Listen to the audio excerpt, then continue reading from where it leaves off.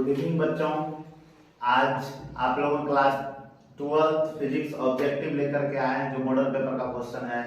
Time आप लोगों के पास बहुत कम है, टाइम बहुत कम रहते हुए एक बार इस प्रश्न को जितना भी मॉडल पेपर क्वेश्चन है ये बिहार बोर्ड द्वारा ऑफिशियल वेबसाइट के द्वारा ये क्वेश्चन दिया गया है, उसी प्रश्नों का उसी मॉडल पेपर का हम हल करा रहे हैं। ठीक है, तो एक बार अवश्य ये मॉडल पेपर पढ़ करके देख करके एग्जाम आ जाए।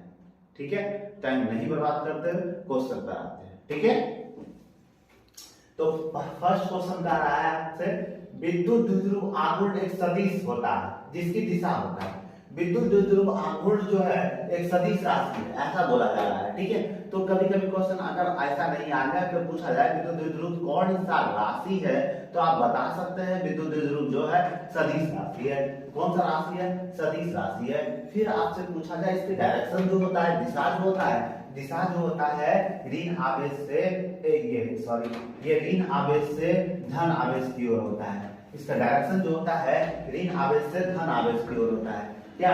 विद्युत द्विध्रुव आघूर्ण। ठीक है, तो याद रखिएगा। दूसरा क्या कह रहा है आपसे, विद्युत क्षेत्र की तीव्रता का असमांतर। विद्युत क्षेत्र की तीव्रता जो होता है, विद्युत क्षेत्र की तीव्रता को ई द्वारा सूचित करते हैं।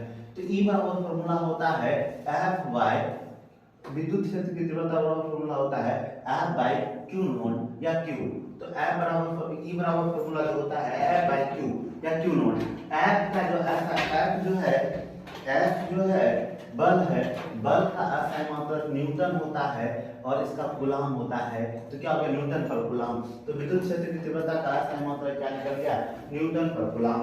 फिर नेक्स्ट क्वेश्चन देखते हैं, क्या कह रहा है, एक कूलम आवेश में इलेक्ट्रॉन की संख्या पूछा जा रहा है आपसे। जब भी इलेक्ट्रॉन की संख्या पूछा जाए, एक कूलम आवेश का वैल्यू दिया है, क्यू का वैल्यू दिया है, क्यू बराबर दिया है 1 कूलम।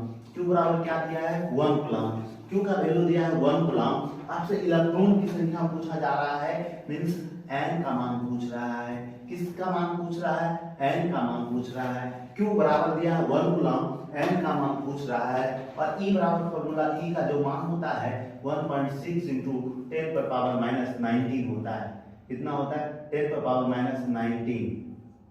याद रखिएगा इलेक्ट्रॉन। तो ये जो डायरेक्ट आप इसको सॉल्व करके भी बना सकते हैं। याद रखिएगा एक कूलम बराबर कितना होता है? एक कूलम आवेश में इलेक्ट्रॉन की संख्या जो होता है 6.25 into 10 पावर 18 इलेक्ट्रॉन होता है। ये फॉर्मूला Q बराबर फॉर्मूला जो होता है n into E पर आप बना सकते हो। Q बराबर फॉर्मूला n into पर E पर आप बना सकते हैं। ठीक है, तो नेक्स्ट क्वेश्चन देखते हैं, क्या पूछा जा रहा है, किसी विद्युत रोधी माध्यम का अपवर्तनांक K होता है। कि विद्युत रोधी किसी भी विद्युत रोधी माध्यम का परावैद्युतांक जो होता है, परावैद्युतांक को K द्वारा डिनोट करते हैं। परावैद्युतांक का मान हमेशा 1 से ज्यादा होता है। कितना होता है? 1 से ज्यादा होता है। ये तो -3 1 से कम है, 0 भी 1 से कम है। ये ऑप्शन नंबर डी 1 से ज्यादा है। ठीक है, फिर नेक्स्ट क्वेश्चन कह रहा है आपसे कि एक विद्युत क्षेत्र विक्षेपित कर सकता है। एक विद्युत क्षेत्र विक्षेपित कर सकता है। एक विद्युत क्षेत्र जो विक्षेपित करता है अल्फा किरण को विक्षेपित करता है, अल्फा कण को विक्षेपित करता है। ठीक है, तो फिर नेक्स्ट क्वेश्चन देखते हैं कि एक बिंदु आवेश Q को E परिणाम वाले विद्युत क्षेत्र में रखा जाता है। तो अभी जस्ट आप लोगों को बताया गया कि E बराबर फॉर्मूला जो होता है F by Q होता है, F by Q होता है। F बराबर क्या हो जाएगा? अगर F बराबर निकालते हैं Q into E होता है। F बराबर क्या हो जाएगा? Q into E। तो अब इससे पूछा जा रहा है F का ही वैल्यू पूछा जा रहा है, तो F बराबर क्या हो जाएगा? Q into E हो जाएगा। नेक्स्ट क्वेश्चन, L भुजा वाले घन के केंद्र से एक आवेश +Q रखा गया है। घन के एक तल से निर्गत विद्युत फ्लक्स का मान पूछा जा रहा है। तो एक घन आपसे पूछा रहा है, एक घन है, एक घन से विद्युत फ्लक्स का मान पूछा जा रहा है। एक घन में विद्युत फ्लक्स का मान जो होता है 5 होता है। पहले हम घन बनाते हैं। ठीक है, पहले ये हमारा घन हुआ, ये हमारा क्या है? घन। इसमें कितने प्लेट, कितने सतह होते हैं? एक तल होते हैं, 2 तल, टोटल मिला के 6 तल होते हैं। आप लोगों को अगर पता होगा घर में 6 तल होते हैं, तो प्रत्येक तल से विद्युत फ्लक्स का मान पूछा रहा है। एक तल से विद्युत फ्लक्स का मान 5 होगा। 6 तल है, 6 तल है, तो 6 का विद्युत फ्लक्स प्रवाहित होगा।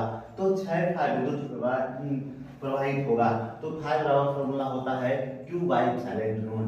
Q बाई एप्सिलॉन नॉट, ये गुना में है, इसमें चेंज हो जाएगा, तो 5 बराबर हो जाएगा Q by 6 epsilon naught. Q by 6 epsilon naught, तो Q by 6 epsilon naught option number B correct answer. आपसे नेक्स्ट क्वेश्चन पूछा जा रहा है, एक गोलीय चालक की धारिता जो है 1 माइक्रोफैरड है, उसका त्रिज्या पूछा जा रहा है। तो गोलीय फैरड की धारिता दिया गया है, धारिता C बराबर आपको दिया गया है 1 माइक्रोफैरड। माइक्रो मींस 6 होता है, 1 माइक्रोफैरड बराबर होता है 10 पर पावर माइक्रो मींस 6, 10 पर पावर माइनस 6 फैरड, 10 पर पावर माइनस 6 फैरड। और आपसे पूछा जा रहा है त्रिज्या, R का वैल्यू पूछा जा रहा है। किसका वैल्यू पूछ रहा है? R का। तो R बराबर डायरेक्ट याद रखिएगा 1 by 4 pi epsilon naught into C होता है। तो 1 इसका डायरेक्ट वैल्यू क्या हो जाएगा 9 इंटू 10 पर पावर 9, इसका वैल्यू होता है 9 इंटू 10 पर पावर। C का वैल्यू जो है 1 इंटू 10 पर पावर माइनस 6 है।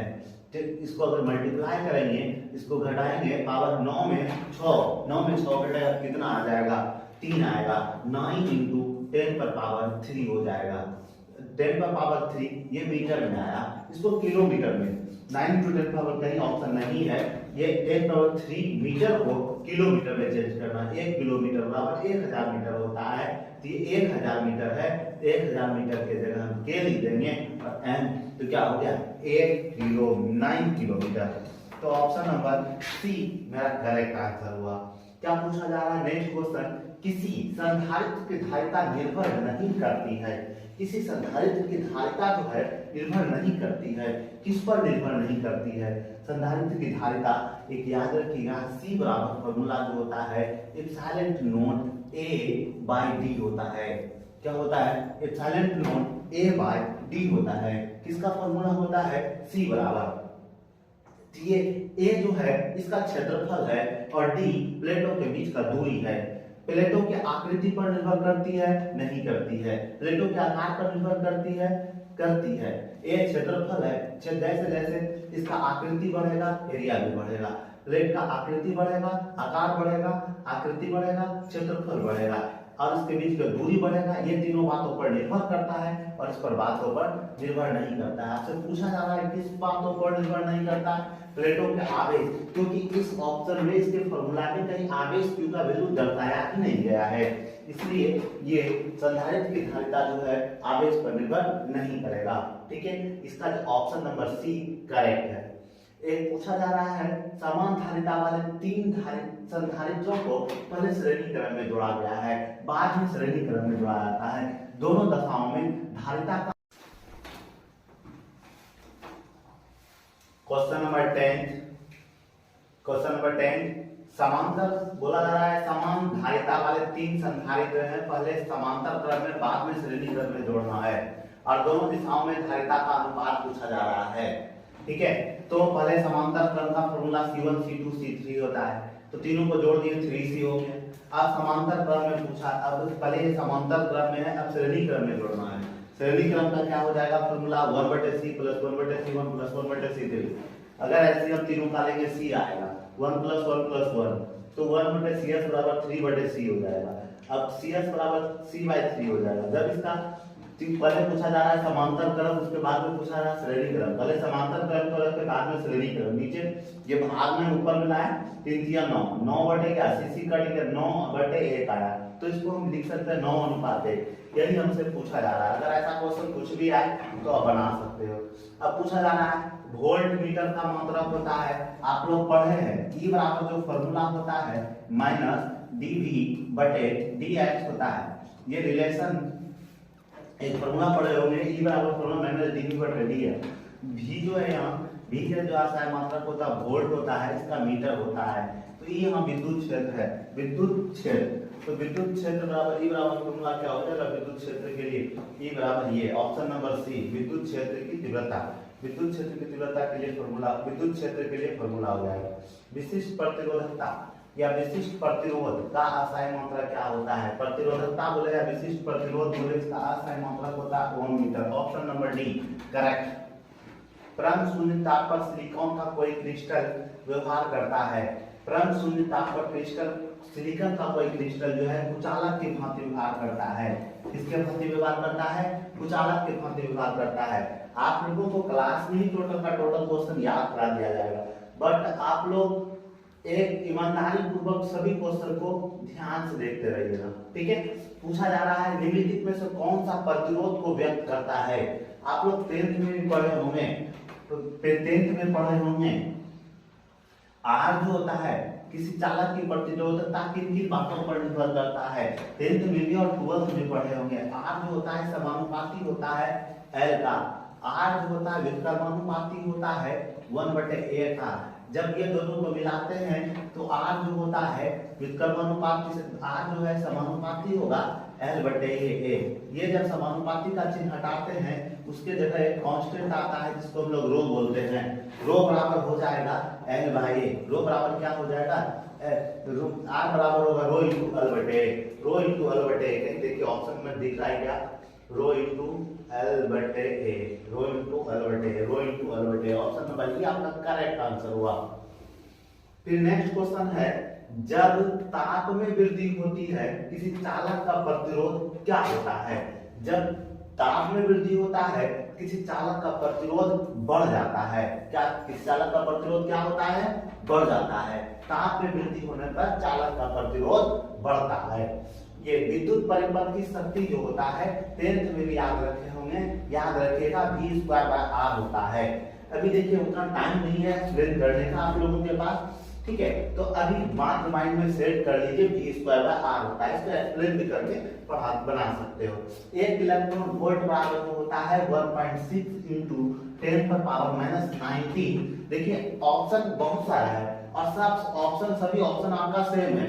टोटल का टोटल कंफ्यूजन है, असाइन मात्रक पे डिपेंड करता है, ठीक है। 1.6 × 10⁻19 होता है बट जूल में होता है। 1 इलेक्ट्रॉन वोल्ट का असाइन मात्रक 1.6 × 10⁻19 जूल होता है, बट यहाँ वोल्ट दिया है, वोल्ट पर मीटर दिया है, किलोवाट घंटा दिया है। आपको जूल वाला ऑप्शन नंबर सी आपका करेक्ट आंसर। फिर पूछा जा रहा है आपसे विद्युतीय परिपथ के किसी बिंदु पर सभी धाराओं का बीजगणितीय योग 0 होता है। याद रखिएगा किरचॉफ या किरचॉफ के नियम से पढ़े होंगे। किरचॉफ का नियम में किसी भी बिंदु पर सभी बिंदुओं पर विद्युत धाराओं का जो होता है बीजगणितीय योग 0 होता है। तो ऑप्शन नंबर सी आपका करेक्ट आंसर। गतिशील आवेश उत्पन्न करता है। गतिशील आवेश उत्पन्न करता है विद्युत तथा चुंबकीय क्षेत्र को। गतिशील आवेश किसको उत्पन्न करता है?